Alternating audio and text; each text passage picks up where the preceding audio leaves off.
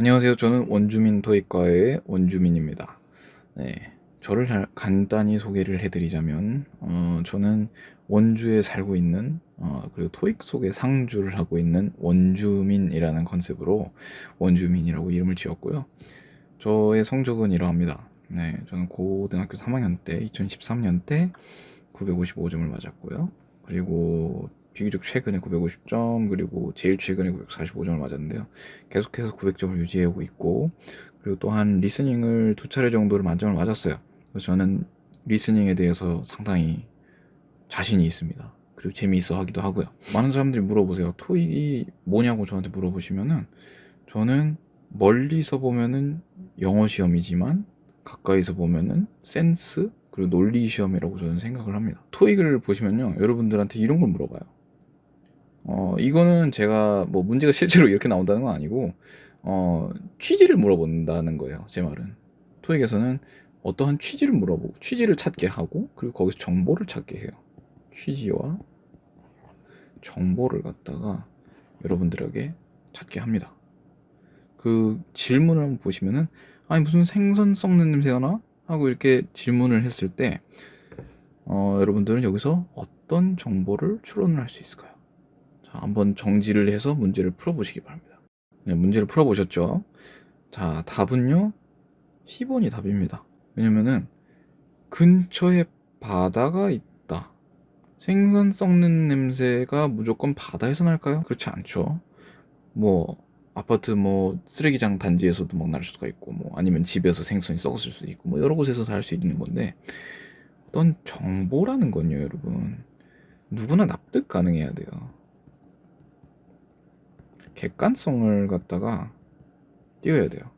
그래서 가장 적합한 것을 찾으라는 거예요. 이거는 그리고 누군가의 추측이죠. 그렇죠? 단순한 추측일 뿐입니다. 그래서 답이 될 수가 없고요. 2번, 남자는 생선을 싫어한다. 생선 썩는 냄새가 난다고 불평을 했는데 남자가 생선을 싫어할 가능성? 그거는 이 문장 안에 들어있지가 않죠.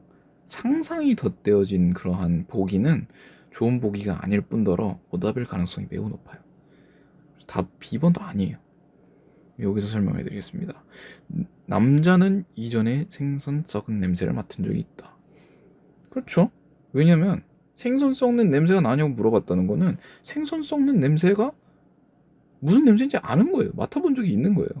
뭐 다른 예시로 뭐 남자 향수 냄새가 난다. 아니 무슨 남자 향수 냄새가 나지? 이러면서 갑자기 얘기를 하니까, 아 그러면 이 사람은 남자 향수 냄새가 어떤 건지를 알고 있는 거죠. 그 이미 맡아본 적이 있는 거예요. 이러한 거를 여러분들한테 물어본단 말이에요. 그 다음 다른 예시를 제가 한번 들어볼게요. 리스닝에서 이런 게 나올 거예요. 저번에 맡긴 판매 보고서 어딨어? 뭐 영어로 하면 Where is the last sales report? 뭐 이런 식으로 뭐 질문을 하겠죠. 네, 한번 정지를 해보시고 문제를 한번 풀어보시기 바랍니다. 풀어보셨죠? 답은 A번입니다. 뭐 딱 봐도 B번, C번 아닌 거 아시겠잖아요, 그죠? 근데도요, 문제 풀어보시면 B 되게 많이 고르세요. B. 근데 이게 한국어로 돼 있으니까 이렇게 보이는데, 영어로 있다가 바꾸면 어떻게 되는지 한번 보여드릴게요. 자, 다른 예시도 제가 한번 들어볼게요. 이거는 RC에 있는 겁니다. 읽기 파트예요. 독해.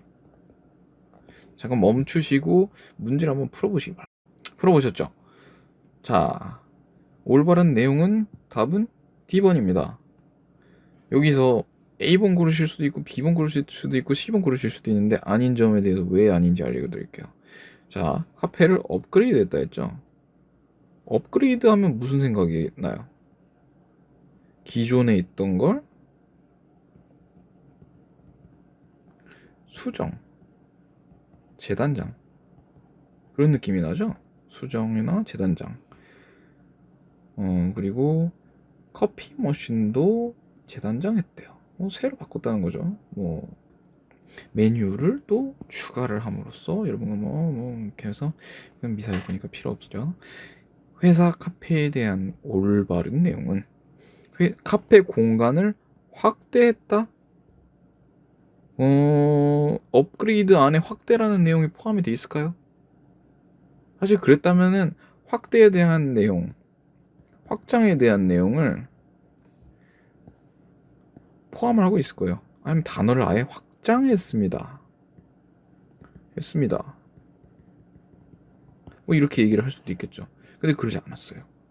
그죠? 일단 얘 한번 별 붙이고 넘어갈게요. 아닐 수 있으니까.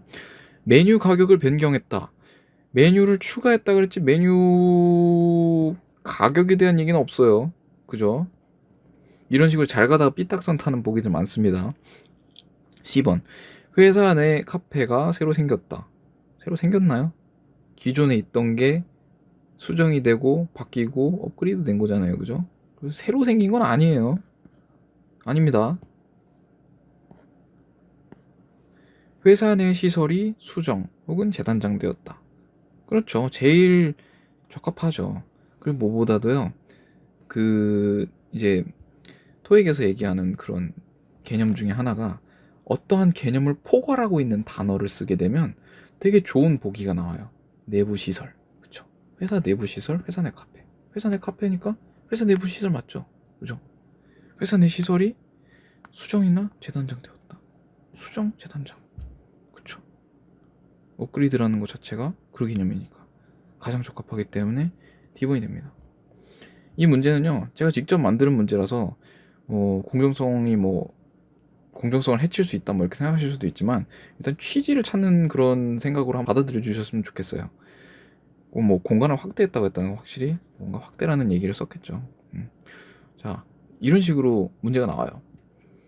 근데 이거를 제가 영어로 한번 바꿔볼게요. 아까 듣기도 똑같은 거로 Where is the last sales report? 하고 물어봐요. A. Christina has it. B. Annual sales report. C. I don't know what's on sale right now. 딱 들었을 때 답을 여러분은 이미 알고 계시긴 하죠. 근데요, B번 고르시는 분들 많아요. 왜 그러냐면 세일즈라는 단어가 똑같이 나왔거든. 리포트라는 단어도 똑같이 나왔거든. 근데 여기서 물어보는 거는 where라고 물어보는 거는 장소를 뭐 물어보는 걸 수도 있지만 이분이 요구를 하는 거예요. 왜냐면 이게 필요로 하니까 야 이거 어디 갔어? 나 이거 찾아야 되는데 써야 되는데 뭐 이런 식으로 요구를 하는 거거든요. 그렇기 때문에 어딘지 물어봤냐고 하는 거는 크리스티나 갖고 있으니까 걔한테 한번 찾아보세요. 이러한 식으로 대답할 수도 있겠죠. 돌려서 이런 게 실제로 진짜 엄청 출제돼요. 난 몰라. 제가 알아. 뭐, 뭐 스케줄 언제야? 하고 물어봤더니 아 미안해요. 내 다이어리 한번 찾아볼게. 뭐 이런 식으로 대답을 하는 경우가 되게 많아요. 근데요. 잘 못 들으신 분들, 특히 취지를 파악하시지 못한 분들은 이거를 고르세요. 들리니까 그렇게. 어쨌든 들었거든. 그리고 여기서도 세일. 똑같은 단어를 계속해서 반복하는 경우가 있죠. 한 번 더. 이런 것들은 오답될 가능성 엄청 높아요. 그래서 듣기에서는 이런 식으로 취지 파악을 요구를 하는 경우가 많아요. 특히 파트 2에서.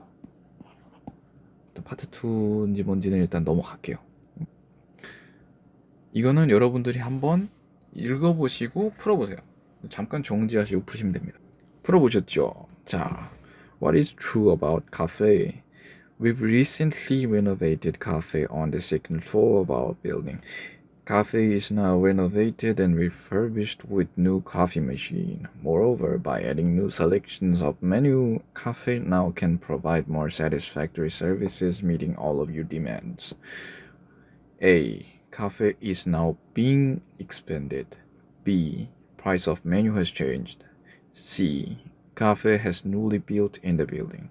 D. Dining facility has renewed or refurbished. 답 아시죠? D번인 거. 그쵸? 아까 보시기도 했고요. 왜 안 넘어가? 자, 다이닝 패실리티라는 거는 요식 시설. 뭐 이렇게 굳이 해석하자만 할 수 있지만 사실 식당이라고 얘기하는 게 제일 나아요. 근데 카페라는 부분이 좀 이제 우리가 생각하기에는 뭐 이디야 카페 뭐 이런 별 카페가 다 있잖아요. 근데 카페만 뭐 음료수만 마시는 데 같지만 사실 러시아도 그렇고 외국에 가시면은 카페라는 개념이 어떤 식사를 간단히 할 수 있는 곳이기도 해요. 우리나라도 뭐 이디야 같은 데 가면 브리또랑 뭐 약간 샌드위치 같은 거 팔잖아요. 거기 스타벅스가 특히 그렇죠. 어떤 음식도 막 팔고 그죠? 그렇기 때문에 카페가 식당이라는 범주 안에 포함이 돼요. 실제로. 러시아 갔을 때도 카페라고 하면은 커피만 마시는 게 아니라 아예 그냥 식당. 그냥 우리 뭐 스테이크 써는데도 뭐 카페라고 해요. 뭐 레스토랑급이지만 그거는. 여튼 카페라고 하자면은 카페 가자고 하면은 밥 먹으러 가자는 거예요. 근데 이 뭐 이런 게 중요한 게 아니라 이거를 읽어보시면은 카페가 리노베이티드라고 얘기를 했어요. 아까 업그레이드에 대한 내용을 제가 좀 단어를 바꿔놔가지고 얘기를 한 거고요. adding new coffee machine, adding new selections of menu, cafe now can provide 뭐 얘기를 하는데 카페가 being expanded라고 얘기하는 거는 지금 현재 확장 중인 상태예요. 심지어 된 것도 아니에요. 근데 recently renovated라고 한 것 자체가 have가 들어갔죠. 그렇기 때문에 완료가 이미 된 상태인데 얘는 확장 중이에요. 애초에 뭐 시간도 맞지도 않아. B. Price of menu has changed. Adding new selections of menu. 메뉴의 선택을 늘렸다. 그렇기 때문에 메뉴가 늘어났다는 그런 거죠. 근데 가격을 늘렸다는 얘기 안 했어요. Cafe is newly built in the building. 아니죠. 아까도 말했고.